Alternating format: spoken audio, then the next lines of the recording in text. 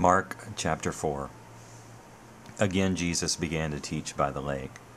The crowd that gathered around him was so large that he got into a boat and sat in it out on the lake, while all the people were along the shore at the water's edge. He taught them many things by parables, and in his teaching said, "Listen, a farmer went out to sow his seed. As he was scattering the seed, some fell along the path, and the birds came and ate it up. Some fell on rocky places, where it did not have much soil. It sprang up quickly, because the soil was shallow. But when the sun came up, the plants were scorched, and they withered because they had no root. Other seed fell among thorns, which grew up and choked the plants, so that they did not bear again. Still other seed fell on good soil. It came up, grew, and produced a crop, multiplying 30, 60, or even 100 times." Then Jesus said, "He who has ears to hear, let him hear." When he was alone, the 12 and the others around him asked him about the parables. He told them, "The secret of the kingdom of God has been given to you. But to those on the outside, everything is said in parables, so that they may be ever seeing, but never perceiving, and ever hearing, but never understanding. Otherwise, they may turn and be forgiven." Then Jesus said to them, "Don't you understand this parable? How then will you understand any parable? The farmer sows the word.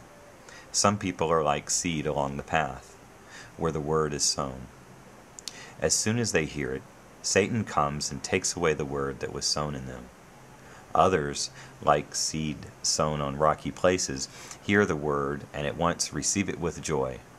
But since they have no root, they last only a short time.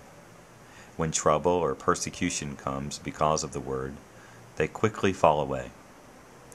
Still others, like seed sown among thorns, hear the word, but the worries of this life, the deceitfulness of wealth, and the desires for other things come in and choke the word, making it unfruitful.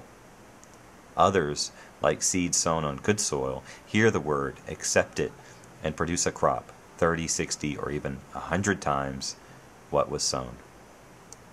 He said to them, "Do you bring in a lamp to put it under a bowl or a bed? Instead, don't you put it on its stand? For whatever is hidden is meant to be disclosed, and whatever is concealed is meant to be brought out into the open. If anyone has ears to hear, let him hear. Consider carefully what you hear," he continued. "With the measure you use, it will be measured to you, even more. Whoever has will be given more. Whoever does not have, even what he has will be taken from him." He also said, "This is what the kingdom of God is like. A man scatters seed on the ground. Night and day, whether he sleeps or gets up, the seed sprouts and grows, though he does not know how. All by itself, the soil produces grain, first the stalk, then the head, then the full kernel in the head. As soon as the grain is ripe, he puts the sickle to it, because the harvest has come." Again he said, "What shall we say the kingdom of God is like? Or what parable shall we use to describe it? It is like a mustard seed, which is the smallest seed you plant in the ground.